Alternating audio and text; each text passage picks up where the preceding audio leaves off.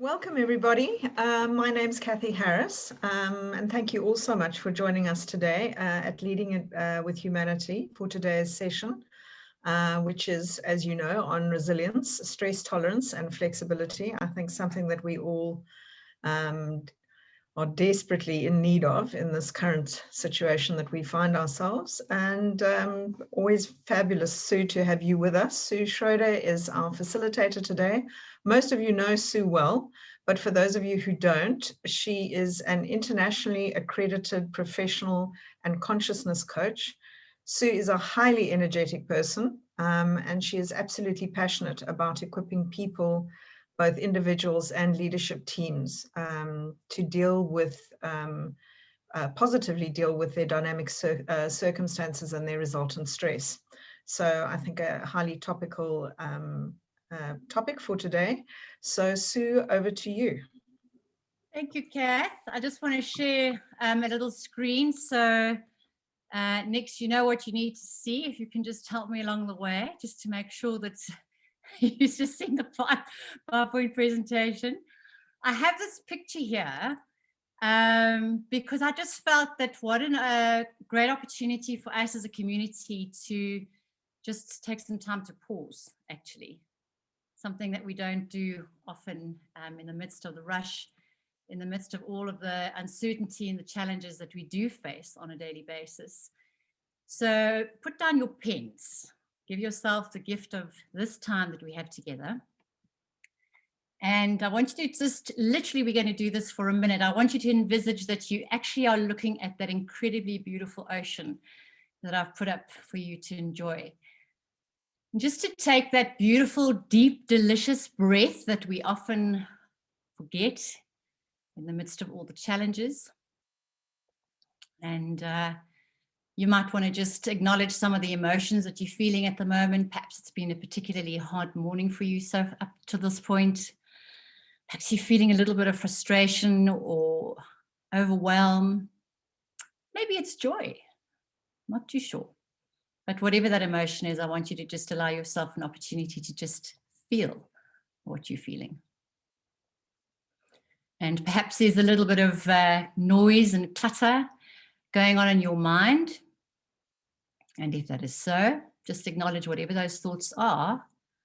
And you may want to just take a pen and to write them down so that they don't take up any headspace for you for the time that we have together.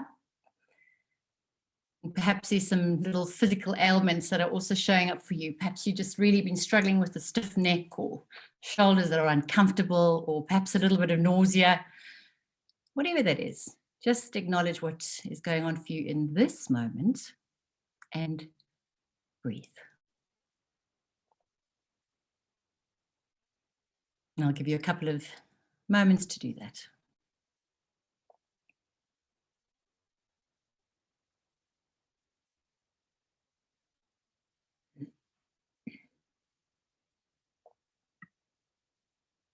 Thank you. So we had a great start a few weeks ago with Aska. And Aska, it's lovely to know that you are also online with us today. But Aska started off positioning the top 15 skills of 2025 as obviously that has come out of the World Economic Forum. And today we are obviously focusing on stress and resilience and flexibility. And yeah, lovely to see all your faces. I was just saying to Nix and the team, I think when I put up my hand to do this talk, I was seriously challenged with my stress tolerance for the last 4 weeks, particularly. So it's amazing what you put out into the universe, how it actually supports you with what it is that you're showing up to present. So I do a lot of what I'm going to share with you is very much personal experience, some research, and yeah, definitely some actions that I hope that you're going to take away with you. But I think most important message is really that stress is an important and an exceptionally integral part of our lives, and very much a state of health.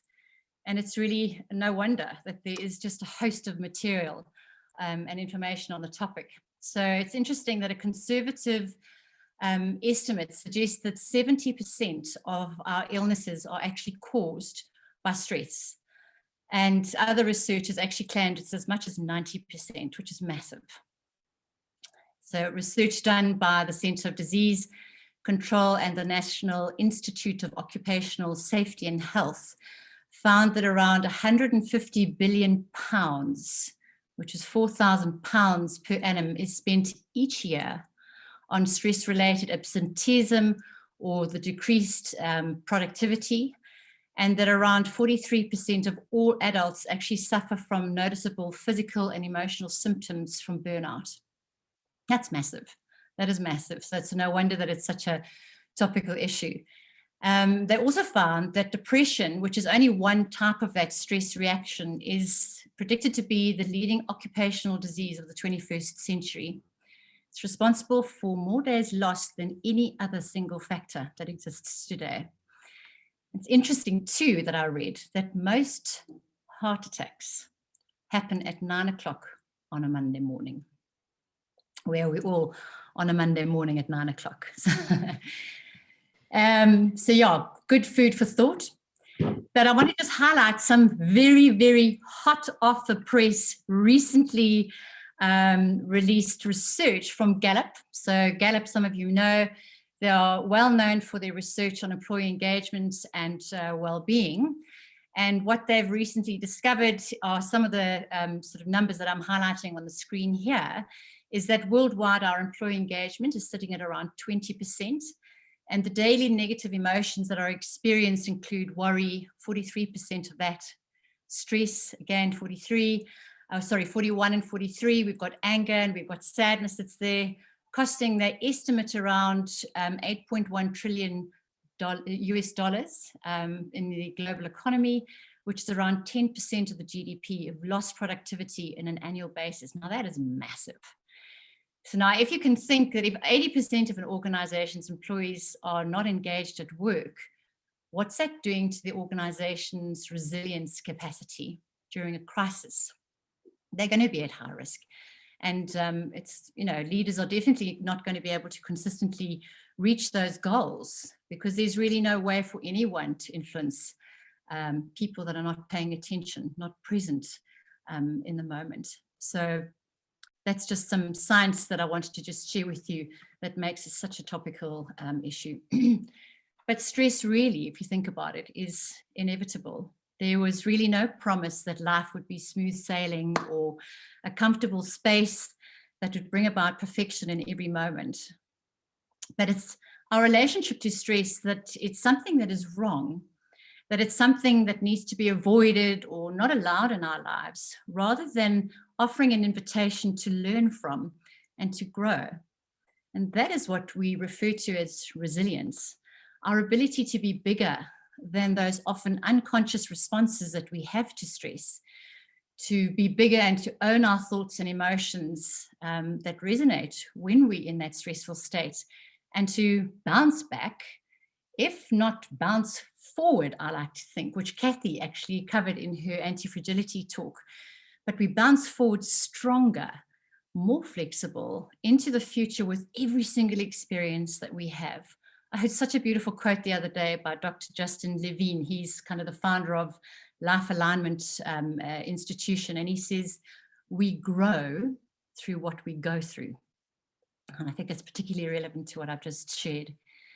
But what we also know, and that has been proven from neuroscience and the research behind that, is that stress is really a natural response that we have to something that we perceive as being a threat to those basic instincts that we have of survival, of belonging, and of satisfaction. It's whatever, it shows up for us whenever a perception of discomfort, wherever a lack of that safety arises in our lives, where we feel that sense of uncertainty in our lives, where perhaps that we're feeling an element of being out of control, and sense of unknown of what to expect in any given moment, perhaps the fear of an outcome, a discussion, a situation, perhaps when we feel a bit rejected or that we've been unfairly judged or treated, where perhaps our self-worth has been jeopardized. So you think about those things that I've shared, there are many opportunities that are presented in our daily lives for this threat to show up. In fact, it's probably around 2 to 3 times that this happens for us. So I just wanted to share some of the effects that we have from stress. And whatever I share with you, if there's anything that particularly resonates for you, like, oh, yes, that's kind of what shows up for me, do take a note of that, because at the end of what I want to share with you in terms of information, we are going to do a little bit of an exercise that you can respond to what I'm sharing so that it's relevant for you to be able to actually see something for yourself that you can take away. But the effects of stress are really both neurological and, of course, physiological. I'm not going to go into too much details around that, but I do want to highlight it to a certain degree because it is important. So that physiological reaction that we have actually is preparing our body to respond to a stressor. This reaction starts with our hypothalamus, which is a really small part of our limbic system in the brain that deals with our emotions and our feelings. This part also monitors our nervous system, our digestion, our heart rate, our blood pressure, our respiration. Okay, so that alert, that red alert really causes what we know is the release of adrenaline and cortisol and other hormones that actually affect these systems, and following that, every other part of our body. And so let me highlight the slide that I'll talk through. So those physical symptoms include things like digestive disorders, ulcers, heartburn, breathing sort of problems, a bit of exhaustion or muscle tension, grinding our teeth. There are a whole lot of things. Excessive sweating could be one as well. Some muscle or back aches. The immune system is also affected. To those immune deficient illnesses such as colds and cancer can also be directly or indirectly caused by stress. Psychological and our emotional disorders include things like anxiety, panic, irritability, frustration, a little bit of sort of debilitating fear and insecurity, a little bit of restlessness or nervousness. Sometimes even addictive behavior can actually be an effect of stress. And mentally, what we also have found is that, memory loss, a bit of paranoia or confusion, some impaired performance and concentration abilities are also affected due to stress. So they're just a couple of things that are highlighted on the screen there for you to see. But as that stress increases, one really becomes less psychologically and emotionally able to adapt adequately, often causing us to easily overreact to issues, to lose perspective on priorities, and really become quite disorganized or confused, and as I shared at the outset, increasingly depressed. One may have outbursts for no reason at all, or maybe even just retreat when feeling out of control, especially when that sense of failure might be looming, and one tends to get a little bit self-critical, end up reinforcing that sense of helplessness or hopelessness. And of course, if this continues over a period of time, more problems, more serious problems start to occur. And those hormones that circulate as a result of that alarm system actually creates an element of numbness that we may not even be aware of becoming stressed, and debilitating results until really too late, when we eventually collapse or we become quite ill, maybe even just exhausted. And often being consistently out of touch with these feelings that are associated when stressed, that we often repress, can actually result in some serious relationship difficulties as well. So I'm wondering if any of those resonate with you, or kind of just go, yeah, that's making a whole lot of sense. I can see where that might be showing up for me. But just think, every experience in our life is associated with thoughts and emotions. And those thoughts and emotions are indeed a form of energy, the intensity of which actually varies. But these thoughts and emotions also influence what we do. The things we do, the things we don't. Choices we make, choices we don't make. Actions we do and actions we don't take on board. And as many of those stressful situations we encounter really actually feel quite painful. what we often do is that we resist that pain. It just doesn't feel good. We resist whatever shows up that causes that pain. And what we're actually doing is that we're blocking energy, and we're resorting to those responses of fight, flight, and freeze.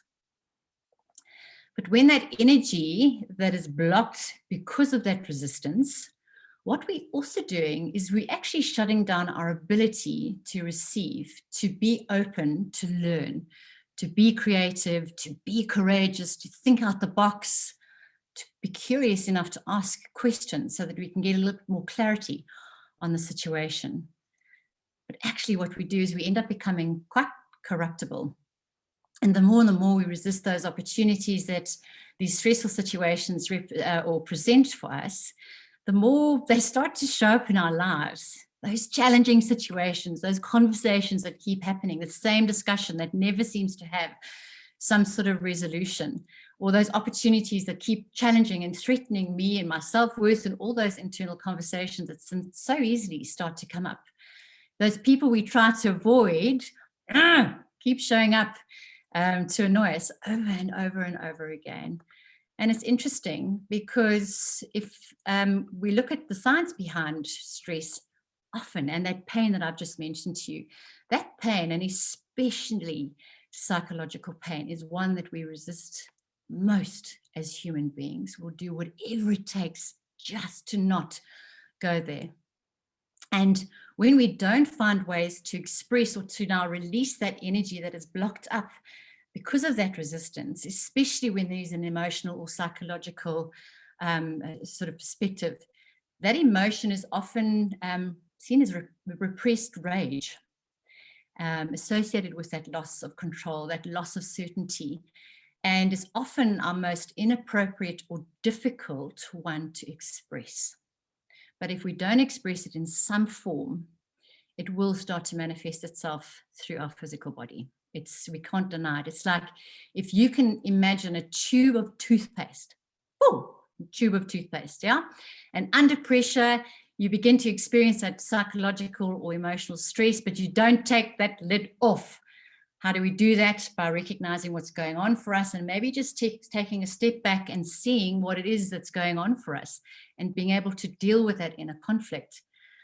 What happens to that emotional pressure building up inside you is that it's got to find a way out somewhere. Yeah. So if it's not going to be expressed or resolved, it's going to find that weakest point, which is often our immune system, nervous system, digestive system. And of course, pushed down becomes the consequences of depression, anxiety, addiction, and of course, projected outwards as hostility, aggression, prejudice, fear, just to name a few.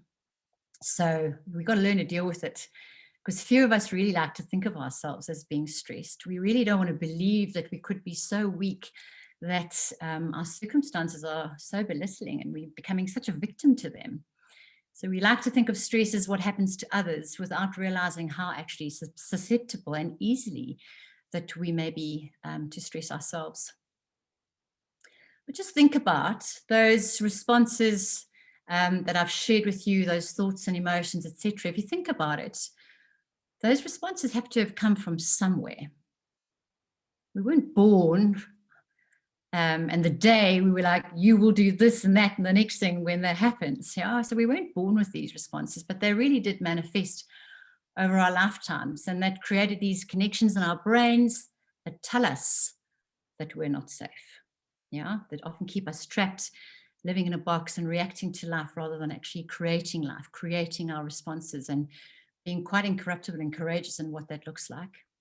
So even seemingly unimportant events can also cause that stress reaction, because the brain is really unable to tell the difference between real and imagined threats.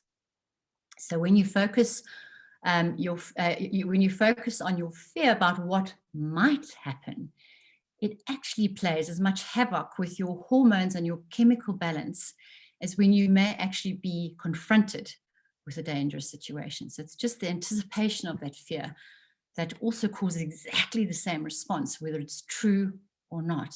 And that's fascinating. So another bit of reading that I thought was quite valuable to share is one of the most comprehensive studies and causes of stress was carried out by 2 doctors at the University of Washington. And their findings were really based on that inability to adequately adapt to stress response, and looking particularly at those situations that show up. So these include things like the loss of a spouse or loved one, maybe even through divorce or separation. The death of a family member or moving house has also been seen to be a major cause of stress. Having a child.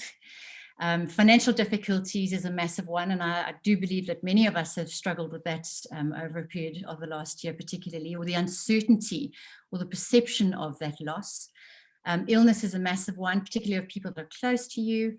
Redundancy has also been seen to be a major cause of stress, or even starting a new job, and also writing exams. So these are on the top levels, but also added to these are environmental stresses. So people, circumstances, pollution, traffic, crowds, isolation. I mean, there's so many things. And interesting, also a lack of connection with nature has also been one of the major causes to stress. And so these may be stresses for some and not for others, but the difference actually lies in how we respond to those stresses. Because although you have little control over those circumstances, all the stresses that you're dealing with, you don't have any control over them, what happens, how they show up. What you do have is control over your understanding of the situation, what's driving that stressor, and of course, your reaction to that. So the real cause of the stress is not really that external circumstance that leaves you feeling out of control, that leaves you feeling uncertain, but it's actually the perception of those circumstances, whether it be of a fearful one or being overwhelmed. It might even be your perception of your ability to cope, your ability to show up, especially if you're also feeling a little bit stretched beyond what you feel, maybe your capability at that particular moment. And of course, these perceptions invariably stem from your inner belief system about yourself, what you've become, what you've come to believe that you're not good at, what you can't do, who you are, who you're not, which of course then leads to a lack of self-confidence or even an inability to cope. So if you believe that perhaps your family or your work or your lifestyle is causing you stress and, oh, if only I could just stop it or change it, all will be well, that's actually seeing the situation in a very disempowering perspective for you. But changing the circumstances will definitely help. I'm not saying that it won't. However, the help and assistance will only be temporary. Invariably, no matter where you go or what you do, you'll always be liable to stress until there is that shift, that change in your belief system, that literally changes your perception of yourself, of others, of your circumstances or the situation. It's another incredible man's work called Dr. Bruce Lipton that talks about your beliefs are your biology. They form your biology. It's no longer, as we've been led to believe, your DNA, your genes, or I get stressed like my grandmother, or I can't do that because my father never was able to.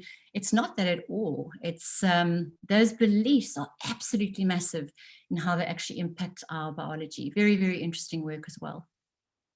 I wanted to just share another disempowering belief that I think often manifests itself and shows up quite a lot at the moment is that one needs to be stressed or living on the edge to be successful, to be competitive, to be effective, rather than being in that calm, passive state. But stress actually diminishes your performance rather than boosts it. That again has been proven. That is, one is far more effective when simultaneously you're able to be relaxed with an element of alertness, an element of that energy, that productive, helpful energy. And that's beautiful creativity for you. So really just allowing yourself to be in that relaxed state is where you are far more effective because you're more present, you're in far more place of control, greater levels of psychological and energy levels as well for you. So quite interesting. And yeah, it's a no wonder that stress management has become such an integral part of any forward-thinking business, supporting people in stress, learning about stress, dealing with stress, etc. The great lesson for me is that you can indeed work with that stress response. It is absolutely in your control. And develop that high level of flexibility and adaptability by literally starting with changing your beliefs in yourself, in your capability, in response to your circumstances. And I like to add with a sprinkle of great humor, so that actually you end up not taking yourself quite so seriously. Yeah, we do need a little bit of humor. This really does go a long way to developing that far more empowering response that will balance everything that stress response is whoop, literally turned upside down in the process. And the great news is that with our knowledge of neuroplasticity and our ability to rewire our brains, rewire those synapses and connections and those programs that impact our choices, that impact our lives, as I shared, one of the most effective ways in doing that is just to literally start to change your perceptions and your beliefs about yourself, about others, and about the environment around you. And from that, literally having a ripple effect in everything from that space. Because when we shift that perception of stress, or whatever it is that brings about the stress, to it being nothing but a sign for you that something just needs your permission, that something just needs your attention. And wow, what an opportunity for me to learn and grow from this. What haven't I seen before that keeps coming back in my life? And so rather than resisting whatever it is that shows up, when we open ourselves, remember the opposite of resistance is surrender, being open, hey? When we open ourselves up to whatever is available and owning our thoughts, owning our emotions, which remember are only a consequence of those beliefs that we have, and strengthen that resilience muscle, our ability to be flexible, adaptable in the moment, choose our response, choose how we want to show up, that will actually prepare you for the next challenge. Because as I shared, stress is inevitable. It will always happen. 2 to 3 times a day, it triggers. So it just all depends on the choice that you make. Remember that beautiful saying that I shared with you is consider that we grow through what we go through. Does it feel uncomfortable or a little bit overwhelming? An element of threat? Do you feel a little bit of a tingle in your body? Probably. Is it likely that you might actually adopt that fight, flight, and freeze strategy that I mentioned? Yeah, I mean, it is possible. We're just human beings. But I really encourage you that in that moment, just start asking yourself, if I don't learn from this, if I don't get bigger than the stress response, what are the consequences for me? What are the consequences for the people around me? Yeah. What's the impact on my well-being? How is it impacting my mental state, my physical state, my emotional state? And what gift am I actually throwing away rather than just embracing whatever it is that's showing up for me? So with that, I do hope that you are ready to do a little exercise with me. So whatever questions I have, I'm going to actually put the little screen up on the board here. So if we have a look at our neurology and those rewiring of programs that we have complete control over creating. So I want you to just have a look at some of these questions that I'm going to ask you and see, perhaps from what I've shared with you, it just resonates and it brings into play what you see for yourself here. Because remember that until we become aware of whatever it is that causes us stress, it's really, really difficult for us to be bigger than that stress, bigger than that stress response. So there's just a couple of elements that I want to just highlight for you. Is just to start off by, if we can become more aware of the situations, the circumstances that start to bring about that stress response, it's a good place to start. So maybe it is at work when there's a project where you're feeling a little bit beyond your capability, or perhaps it's when people don't fulfill on promises, or, you know, when you have something that you a little bit out of, you know, out of your depth with and you're feeling a little bit vulnerable and showing up. Or in your relationships, perhaps you're feeling like you're a little bit too responsible for so many people, you know, you just kind of, you're fairly stretched. It might even be about yourself. Perhaps you're feeling a little bit powerless or trapped in a, you know, I don't know, wherever it might be in your home. But just have a look and see what might be a place of a potential stress for you.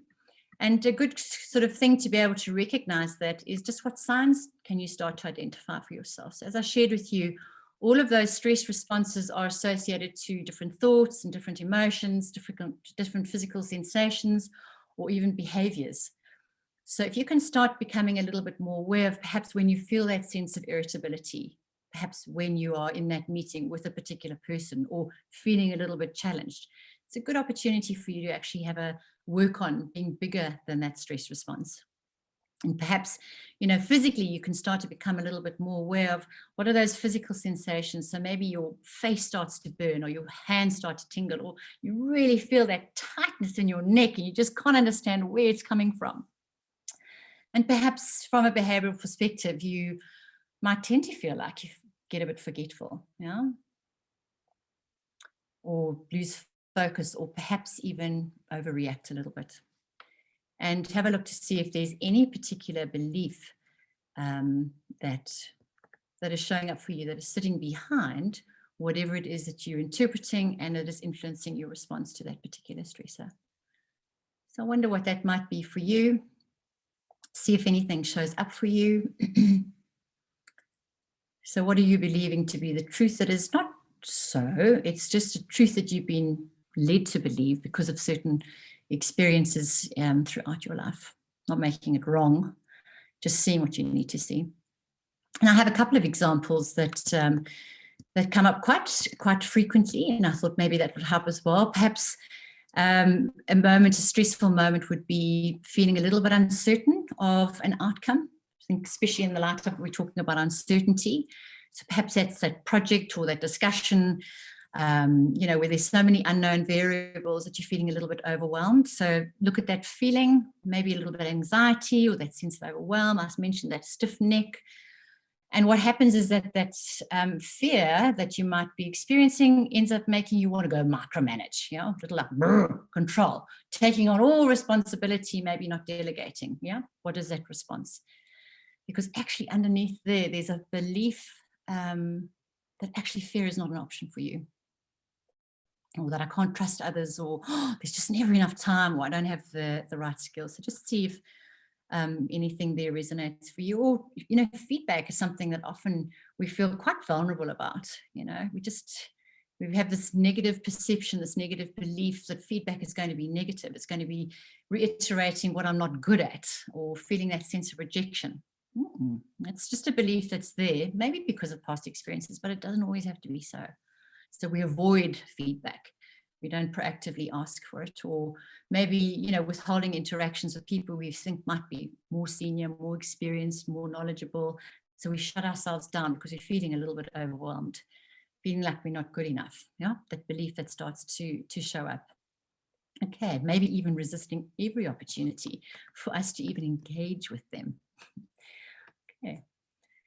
So give me a little indication with your fingers that you've seen something for yourself, that you've been able to identify a moment, a reaction, physical, emotional. Just raise your hand or use your response buttons just to let me see that we're working in the right vein. Hey, okay, it's there. It's something we really can't run away from. So now, thank you for your thumbs up. I love that. So now I'm sure you're wanting to kind of go, okay, Sue, so all very well telling us this stuff, but now what do I do? And so as it says on the slide down below, remember that with awareness comes a choice. And 3 different things that I always love to support people do is just when you have that awareness of that emotion, of that feeling, like we did at the beginning of today, don't stop it, don't resist it or avoid it, just allow it. Remember, resistance puts that block on our energy. We literally need to breathe through. That's why mindfulness has become such a powerful skill and tool for many of us dealing with stresses on a daily basis. So, but what I love to do is if we can shift that perspective, so we just become aware of what's going on, beautiful place to start. And then ask yourself, but what do I want that's different here? What's a different outcome? What's a different experience? So all of a sudden my attention and my intention starts to direct itself and focus itself on what I want rather than what I don't want. And remember, whenever we place attention on something, it will grow. Okay. And supported by that, what will I do differently? Or what new perception or what new belief would support me in the direction that I would rather go in, rather than getting stuck in that same old story over and over again that just perpetuates.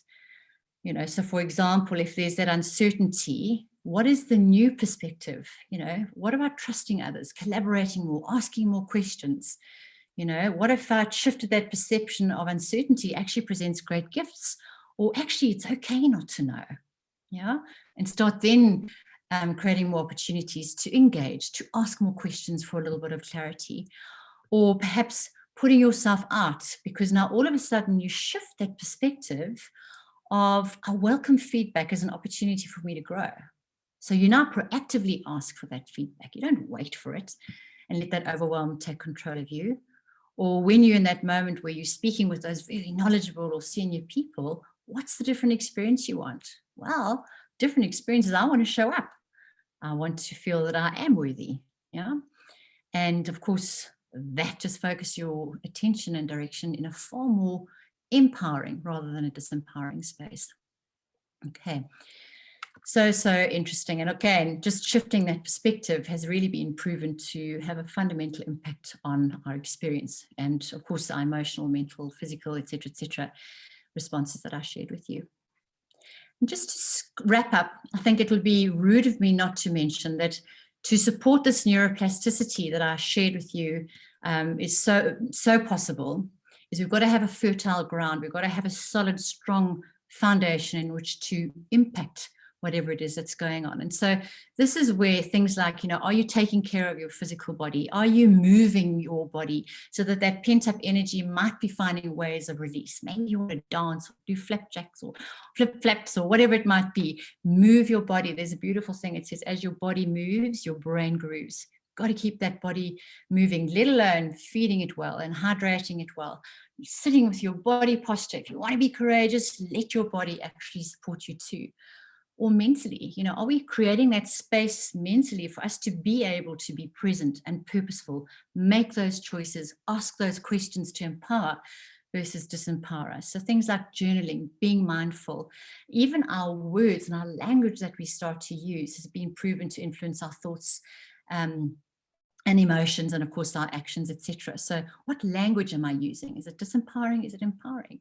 What about our emotional body? Are we really taking care of our heart space? Are we acknowledging and affirming ourselves? Are we finding moments to be grateful for ourselves, for others? Gratitude is like an injection of neuropeptides, you know, endorphins and serotonin, dopamine, all these wonderful hormones that we can actually inject just with gratitude. Amazing. And of course, as I shared with you, never underestimating things like that connection with nature. It's beautiful. It's powerful. It feeds us beautiful energy. It keeps us grounded. And yeah, and then of course, when you're doing that, when you start to do this for yourself, start to take care of your well-being, people will be impacted around you and they will want to follow you. Those you love, those you lead, those you live with, they will want to do the same. You will be far more purposeful and impactful. Can you imagine your relationships, your homes, our world, our work, our institutions, when we really start to make that more conscious choice of how we show up? And so, yeah, I think as leaders, which you all are, you all impact a number of people. Can you imagine that when we do rethink our work, which a lot of us are doing at the moment, we've learned lots of lessons from 2020. We've shifted and shaped many, many things.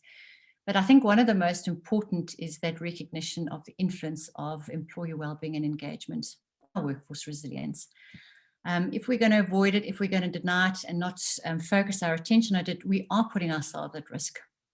Remember, impacting our resilience if there's no wellbeing and engagement. So physical health, you know, financial, I'm going to just highlight from that Gallup research what they shared as being very important for us to focus on in terms of our organization. So, are we taking care, making sure that the physical health is there, or the well-being, we have the energy to be purposeful? Are we supporting that financial well-being and managing our money well, having a better relationship to money, or even just being able to connect with people around us, and finding ways and moments of really enjoying what we do? Because when we do focus our attention here, those successful leaders and successful corporations, I really do believe of the future, are not only those that generate great profits, but I also believe that they'll generate those thriving employees that are capable of weathering any crisis. And that, I do believe, is possible. So I do hope that that has been helpful, informative, and that you're walking away with something that is going to serve you well.